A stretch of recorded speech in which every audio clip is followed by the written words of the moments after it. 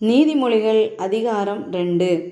என் மகனே, நீ உன் செவியை ஞானத்திற்கு சாய்த்து உன் இருதயத்தை புத்திக்கு அமைய பண்ணும் பொருட்டு நீ என் வார்த்தைகளை ஏற்றுக்கொண்டு என் கட்டளைகளை உன்னிடத்தில் பத்திரப்படுத்தி ஞானத்தை வா என்று கூப்பிட்டு புத்தியை சத்தமிட்டு அழைத்து அதை வெள்ளியைப் போல் நாடி புதையல்களை தேடுவது போல தேடுவாயாகில், அப்பொழுது கர்த்தருக்கு பயப்படுதல் இன்னதென்று நீ உணர்ந்து தேவனை அறியும் அறிவை கண்டடைவாய்.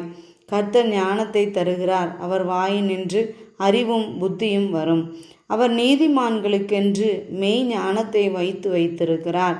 உத்தமமாய் நடக்கிறவர்களுக்கு அவர் கேடகமாயிருக்கிறார்.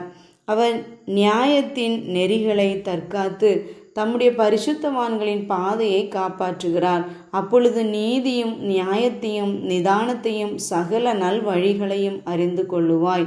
ஞானம் உன் இருதயத்தில் பிரவேசித்து அறிவு உன் ஆத்துமாவுக்கு இன்பமாயிருக்கும்போது நல் யோசனை உன்னை காப்பாற்றும், புத்தி உன்னை பாதுகாக்கும். அதனால் நீ துன்மார்க்கனுடைய வழிக்கும் மாறுபாடு பேசுகிற மனுஷனுக்கும் அந்தகார வழிகளில் நடக்கிற நீதி நெறிகளை விட்டு தீமையை செய்ய மகிழ்ந்து துன்மார்க்கருடைய மாறுபாடுகளில் கலிகூறுகிறவர்களுக்கும் மாறுபாடான பாதைகளிலும் கோணலான வழிகளிலும் நடக்கிறவர்களுக்கும் நீ தப்புவிக்கப்படுவாய். தன் இள வயதின் நாயகனை விட்டு தன் தேவனுடைய உடன்படிக்கையை மறந்து இச்சகமான வார்த்தைகளை பேசும் அந்நிய பெண்ணாகிய பரஸ்திரீக்கு தப்புவிக்கப்படுவாய்.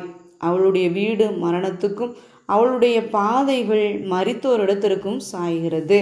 அவளிடத்தில் போகிறவர்களில் ஒருவரும் திரும்புகிறதில்லை, ஜீவ பாதைகளில் வந்து சேருகிறதும் இல்லை. ஆதலால் நீ நல்லவர்களின் வழியிலே நடந்து நீதிமான்களின் பாதைகளை காத்து கொள்வாயாக. செவ்வையானவர்கள் பூமியிலே வாசம் பண்ணுவார்கள், உத்தமர்கள் அதிலே தங்கியிருப்பார்கள். துன்மார்க்கரோ பூமியிலிருந்து அறுப்புண்டு போவார்கள், துரோகிகள் அதில் இராதபடிக்கு நிர்மூலமாவார்கள்.